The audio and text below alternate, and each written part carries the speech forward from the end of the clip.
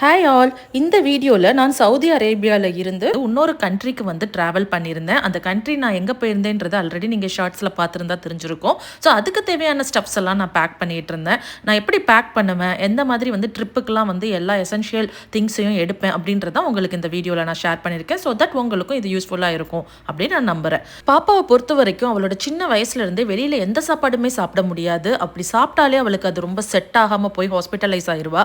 என்னை ரெகுலராக ஃபாலோ பண்ணுறவங்களுக்கு தெரிஞ்சிருக்கும் என் பொண்ணுக்கு ஃபுட் இன்டாலரன்ஸ் இருக்குது அப்படின்ட்டுன்னு. ஸோ அவளுக்கு தேவையான திங்ஸ் எல்லாம் நான் பேக் பண்ணி எடுத்திருக்கேன்.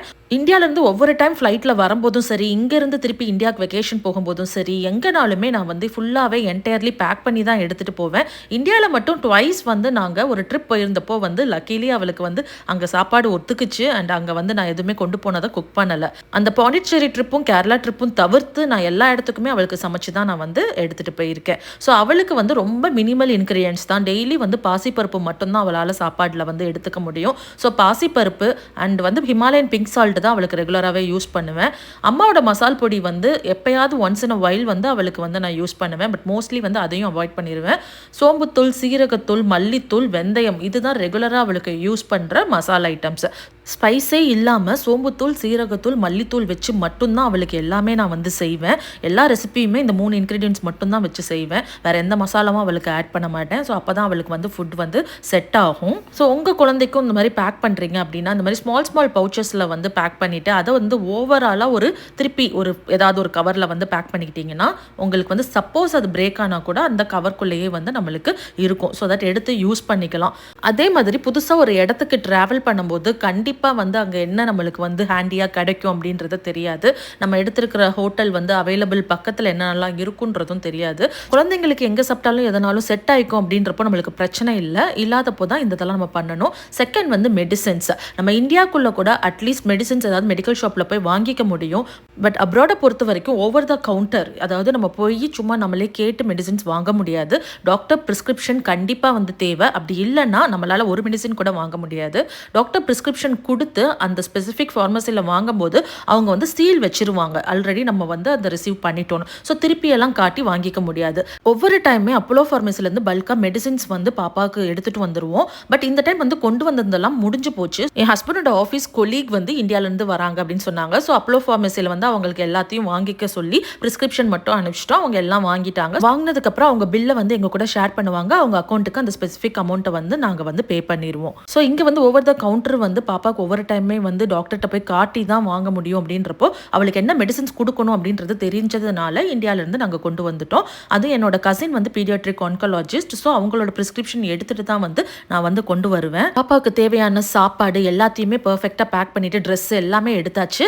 அண்ட் வாட்டர் பாட்டில் வந்து டெஃபினெட்லி எடுத்துக்கோங்க. பிகாஸ் நம்ம ட்ராவல் பண்ணும்போது 2 சைடுமே டெசர்ட் மட்டும்தான் இருக்கும். ஸோ கண்டிப்பாக வந்து தண்ணி நிறையா தேவை. நாங்கள் இந்த இது வந்து போகும்போது சம்மர் சீசன் தான். ஸோ ஸ்பெசிஃபிக்காக உங்களுக்கு வந்து தண்ணி இல்லை அப்படின்னா ரொம்ப கஷ்டம். 2 சைடுமே டெசர்ட்டில் வந்து ஃபென்ஸ் வந்து போட்டிருப்பாங்க. ஒரு சில இடத்துல வந்து இந்த மாதிரி ஸ்மால் ஓப்பன் வந்து வச்சுருப்பாங்க. அந்த மாதிரி ஓப்பன் இருக்கிற இடத்துல உள்ளே நம்ம ட்ராவல் பண்ணிடக்கூடாது. பிகாஸ் டெசர்ட்டில் மிஸ் அவுட் ஆயாச்சு அப்படின்னா ரொம்ப ரொம்ப டேஞ்சர். நம்மளுக்கு வந்து எந்த நெட்வொர்க் எதுவுமே இருக்காது. ஸோ யாரையுமே கான்டாக்ட் பண்ண முடியாது. இந்த மாதிரி லாங் ட்ராவல் பண்ணும்போது வந்து நம்ம ஆல்ரெடி கூகுள் மேப்பை வந்து ப்ரீலோடடாக வந்து நம்ம எல்லாத்தையும் எடுத்து வச்சுக்கிட்டா தான் நல்லது. பிகாஸ் நம்மளுக்கு ட்ராவல் பண்ணும்போது நெட்வொர்க் இல்லாதப்போ எங்கேயாவது ரேராக வந்து நம்மளுக்கு எக்ஸிட் எடுக்கிற மாதிரி இருக்கும். அந்த மாதிரி டைமில் வந்து மிஸ் அவுட் ஆகிடக்கூடாது. ஸோ போயிட்டே இருக்கும்போது லஞ்ச் டைம் வந்து பாப்பாவுக்கு வந்துருச்சு. ஸோ நான் இப்படி தான் பேக் பண்ணி எடுத்துகிட்டு போயிருந்தேன். அவளுக்கு வந்து பிளெயின் கேரட் புலாவ் ரொம்ப லெஸ்ஸாக வந்து அவளுக்கு ஆயில் யூஸ் பண்ணி தான் செய்வேன். அதுவும் ஆலிவ் ஆயிலில் தான் செய்வேன். இந்த கோட்லாம் பார்த்தீங்கன்னா இங்கே சவுதி டெசர்ட்டில் இவங்க வளர்ப்பாங்க. ஸ்லாட்ரிங்க்குன்னு சொல்லிட்டு நம்ம ஃபேக்ட்ரியில் தான் போய் கொடுப்பாங்க. பிகாஸ் நம்ம ஊர் மாதிரி எங்கேயாவது வச்சு ஸ்லாட்டர் பண்ண முடியாது. எனக்கும் என் ஹஸ்பண்டுக்கும் பயங்கரமாக பசிக்க ஆரம்பிச்சிருச்சு. பெட்ரோல் பம்பில் ஏதாவது காஃபி ஷாப் மாதிரி வச்சுருப்பாங்க. அண்ட் ஸ்மால் பக்காலா மாதிரி இருக்கும். குட்டி குட்டி மினி சூப்பர் மார்க்கெட் மாதிரி இருக்கும். ஸோ அந்த இதிலலாம் வந்து நம்மளுக்கு சாப்பிட்றதுக்குன்னு எதுவுமே கிடைக்காது. சும்மா கிராசன்ட் மாதிரி தான் கிடைக்கும். ஸோ லக்கிலி வந்து நல்ல ஃபேமிலி ரெஸ்டாரண்ட் வந்து ஒரு பெட்ரோல் பம்பில் இருந்துச்சு. நாங்கள் எந்த இடத்துல நாங்கள் வந்து சாப்பிட்றோம் அப்படின்னாலும் ரொம்ப ஹைஜீன் வந்து சுற்றி எல்லாத்தையும் பார்ப்போம். அண்ட் நல்லா வந்து க்ளீனாக இருக்கான்னு பார்ப்போம். ஸோ அந்த மாதிரி ஒரு ரெஸ்டாரண்ட்டாக இருந்ததுனால தான் நாங்கள் அங்கே சாப்பிட்டோம். அண்ட் தென் தமாம் சிட்டிக்குள்ளே வந்து வந்தாச்சு. பிகாஸ் நம்ம வந்து கஃப்சியில் இருந்து வரும்போது வந்து ஒவ்வொரு இதாக சஃபானியாக ஒவ்வொரு சிட்டியாக வந்து டெசர்ட் டு டெசர்ட் கனெக்ட் ஆகி வந்துட்டு இருப்போம். ஸோ ஃபுல்லாக டெசர்ட்டாக எக்ஸைட்மெண்ட்டாக இருந்துட்டு தமாம் சிட்டிக்குள்ளே நுழையும் போது வந்து நல்ல க்ரீனரியாக பில்டிங்ஸ் எல்லாத்தையும் பார்க்கும்போது ஹாப்பியாக இருந்துச்சு. 2022 வரைக்கும் வந்து ஒரு 2 இயர்ஸ் நாங்கள் வந்து தமாம் அண்ட் கோபார் சிட்டி கனெக்ட் ஆகிற இடத்துல தான் இருந்தோம். ஸோ அதனால் அந்த மெமரிஸ்லாம் வந்துச்சு. தமாம், கோபார், தஹரான் இதெல்லாம் வந்து அடுத்தடுத்தது கனெக்ட் ஆன ஒரு சிட்டி தான். நம்மளுக்கு வந்து டெசர்ட் டு டெசர்ட் அந்த மாதிரி இருக்காது. ஸோ இந்த 3 சிட்டியுமே ரொம்ப சூப்பராக இருக்கும். நாங்கள் விசிட் பண்ணாத ஸ்பாட்ஸ் அப்படின்றதே கிடையாது. அடுத்தது கிங் ஃபஹத் காஸ்வேக்கு வந்து நம்ம போகிறதுக்கு முன்னாடி வந்து ஒரு டோல் வச்சுருப்பாங்க. அங்கே வந்து நம்ம மணி பே பண்ணிட்டு தான் நம்ம வந்து கிராஸ் பண்ண முடியும். பிகாஸ் கோபாரில் இருந்து அடுத்தது பஹ்ரைனுக்கு வந்து ஒரு 45 மினிட்ஸில் வந்து நம்ம ரீச் ஆயிடுவோம். அதுக்கு முன்னாடி வந்து நிறையா ஃபார்மாலிட்டிஸ் இருக்கும். ஸோ இது ஃபர்ஸ்ட் டோலில் நம்ம வந்து பே பண்ணிவிட்டு கிராஸ் பண்ணோடனே King Fahd Causeway both sides வந்து ஃபுல்லாகவே வாட்டர் தான் இருக்கும். ஒரு 25 கிலோமீட்டர்ஸுக்கு ஃபுல்லாக வந்து சீ மட்டும்தான் இருக்கும். முன்னாடி கரெக்டாக தமாம் முடிஞ்சு கோபார் ஸ்டார்ட் ஆகிற அந்த இடத்துல தான் நாங்கள் வந்து இருந்தோம். பட் கோபார்லேருந்து அப்போ பஹ்ரைன் போய்க்கல. பிகாஸ் அப்போ பாப்பாவுக்கு வந்து ரொம்ப நிறைய காம்ப்ளிகேஷன்ஸ் ஹாஸ்பிட்டல்ஸ்ன்னு சுற்றிக்கிட்டே இருந்ததுனால போய்க்க கூட முடியலை. பாப்பா தான் பயங்கர எக்ஸைட்மெண்ட்டாக இருந்தா. அண்ட் இந்த 2 சைடும் பியூட்டிஃபுல்லாக வந்து சீயை பார்க்குறதுக்கு ரொம்பவே செமையாக இருந்தது. அண்ட் பிரிட்ஜுக்கு இமீடியட்லி அந்த சைடு அப்படியே வந்து சீ தான். ரொம்ப கேர்ஃபுல்லாக பார்த்து ஓட்டணும். பிகாஸ் இந்த பிரிட்ஜுக்கு இமீடியட்டாக அப்படியே வந்து நம்மளுக்கு கீழே வந்து சீ தான் இருக்குது. ஸோ ஈவன் ஒரு ஸ்மால் ஆக்சிடென்ட் நடந்தால் கூட ரொம்ப ரிஸ்க்கு. அதனால் பார்த்து தான் ஓட்டணும். ஸ்பீட் லிமிட்டுமே 80 to 100 தான் வந்து வச்சுருந்தாங்க. ஒரு புது கண்ட்ரிக்கு நம்ம வந்து விசிட் பண்ணுறோம் அப்படின்னா வீசாலேருந்து எல்லா ட்ராவல் டாக்குமெண்ட்ஸும் ரொம்ப பர்ஃபெக்டாக எடுத்து வச்சுருக்கணும். பிகாஸ் ஏதாவது மிஸ் ஆயிடுச்சுன்னா நம்மளுக்கு வந்து என்ட்ராக முடியாது அண்ட் ரொம்ப பிரச்சனையும் ஆகும். அதனால் அந்த டாக்குமெண்ட்ஸ் என்னென்ன தேவை எல்லாமே வந்து நான் நெக்ஸ்ட் அப்கமிங் வீடியோவில் கண்டிப்பாக ஷேர் பண்ணுறேன். தமாம், ஹாஃப் மூன் பீச் அண்ட் கோபாரில் வந்து கார்னிச் இதெல்லாம் நாங்கள் ஃப்ரீக்வெண்ட்டாக முன்னாடி விசிட் பண்ணியிருக்கோம். பட் கோபாரோட சிட்டி எண்டு வரைக்கும் நாங்கள் வந்ததில்லை. ஸோ இந்த எண்டு இடத்துல தான் வந்து இந்த மாதிரி பியூட்டிஃபுல்லாக ஒரு ஸ்மால் ஐலாண்ட் மாதிரி வரும். அதுக்கப்புறம் அப்படியே கண்டினியூஸ் ஃபாலோட் பை வந்து ஃபுல்லாகவே வந்து சீ தான் இருக்கும். 430 கிலோமீட்டர்ஸ் வந்து ட்ராவல் பண்ணோம் மொத்தமாக. ஸோ ஆன் ரோட் ட்ரிப்பு தான். நாங்கள் இருக்கிற சிட்டியிலேருந்து 330 கிலோமீட்டர்ஸ் வரைக்கும் எந்த ஏர்போர்ட்டுமே கிடையாது. ஸோ அதுக்கப்புறம் வந்து ஃப்ளைட் ஏறி போகிறதுன்றது நீடட் கிடையாது. பிகாஸ் நியர்பையே வந்துடும். அதனால தான் ஃபுல்லாக வந்து ஆன் ரோட் ட்ரிப் வந்து நாங்கள் பிளான் பண்ணோம். வாஷ்ரூம் வந்து நீங்கள் யூஸ் பண்ணணும் அப்படின்னா டெசர்ட்டில் சைட்லலாம் வந்து நம்ம ஈவன் எமர்ஜென்சிக்கு கூட வந்து நம்ம யூஸ் பண்ணக்கூடாது. ஸோ ப்ராப்ளம் ஆயிரும். பிகாஸ் டெசர்ட் தானே அப்படின்னு நினைக்க முடியாது. போலீஸ் வந்து ஃபுல்லாக அந்த சைடு வந்து ரோம் பண்ணிக்கிட்டே தான் இருப்பாங்க. அவங்க மானிட்டர் பண்ணிகிட்டே தான் இருப்பாங்க.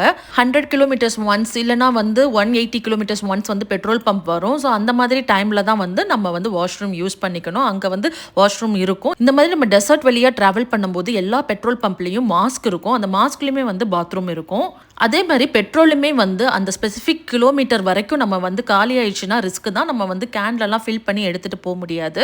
கார் கண்டிஷன், டயர்ஸ், பெட்ரோல் எல்லாத்தையும் வந்து செக் பண்ணிவிட்டு பெட்ரோல் டேங்க் எல்லாம் ஃபில் பண்ணிட்டு தான் நம்ம வந்து ஸ்டார்ட் பண்ணணும். பெட்ரோல் பம்புன்றது அடிக்கடி வராது. நான் சொன்ன மாதிரி வந்து ரொம்ப லாங்காக வந்து 150 கிலோமீட்டர்ஸ் இல்லை 200 கிலோமீட்டர்ஸ் ஒன்ஸ் தான் வந்து பெட்ரோல் பம்ப் வரும். சில நேரம் லக்கிலி 80 கிலோமீட்டர்ஸ் ஒன்ஸும் வரும். ஸோ நம்மளுக்கு வந்து எங்கே வந்து பெட்ரோல் பம்ப் வரும் தெரியாது. அப்படியே வந்தாலும் ரொம்ப லாங்காக போய் யூ டர்ன் எடுத்து திருப்பி அந்த ஆப்போசிட் சைடு நம்ம வர மாதிரி இருக்கும். அது இன்னும் வந்து நம்மளுக்கு ஆப்போசிட் சைடு எடுத்துட்டா ஷார்ட்டாக நம்மளுக்கு யூ டர்ன்லாம் டெசர்ட்டில் வராது. திருப்பி நம்ம ரொம்ப சிட்டிக்குள்ளே போயிட்டு நம்ம திருப்பி ரவுண்ட் பண்ணி வர மாதிரி தான் இருக்கும். அதனால் வந்து நம்ம பெட்ரோல் வந்து எப்போதையுமே ஃபுல் டேங்க் வந்து பண்ணிட்டு தான் கிளம்பணும். டயர் ஏதாவது பஞ்சர் ஆச்சு இல்லை பெட்ரோல் அப்படியே வந்து பை சான்ஸ் தீந்துருச்சு அப்படின்னா வரவங்க அந்த சைடில் வந்து கிராஸ் பண்ணும்போது நம்ம வந்து ஹெல்ப் கேட்டு லக்கிலி அவங்க பண்ணாங்கன்னா நல்லது. அப்படி பண்ணலை அப்படின்றப்போ வந்து நம்மளுக்கு கஷ்டம்தான். இது new car from the showroom அப்படின்றதுனால எதுவுமே ப்ராப்ளம் இல்லை. ஸோ அதனால் வந்து நாங்கள் ஜேர்னியை வந்து ஹாப்பிலி ஸ்டார்ட் பண்ணிட்டோம். நீங்கள் என்டையராக இதை பார்க்குறது ஃபுல்லாகவே வந்து கிங் ஃபஹத் காஸ்வே, அதாவது கோபாரில் இருந்து அடுத்த கண்ட்ரிக்கு கனெக்ட் பண்ணுற ஒரு சீ பிரிட்ஜ் தான் இது வந்து. இந்த சீ பிரிட்ஜ் வியூவை வந்து உங்களுக்காக நான் எடுத்திருக்கேன். ஸோ இதை பார்த்து என்ஜாய் பண்ணுங்கள்.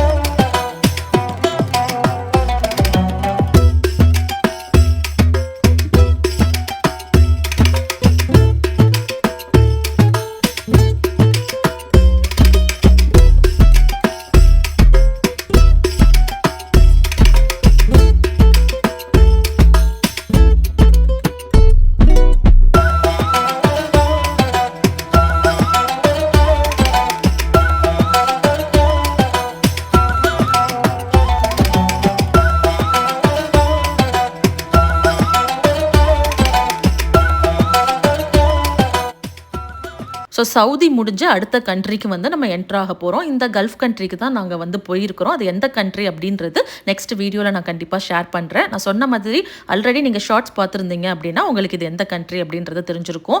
இங்கே வந்து ப்ரைவசி ரீசன்னால எல்லாத்தையுமே ஷூட் பண்ண முடியாது.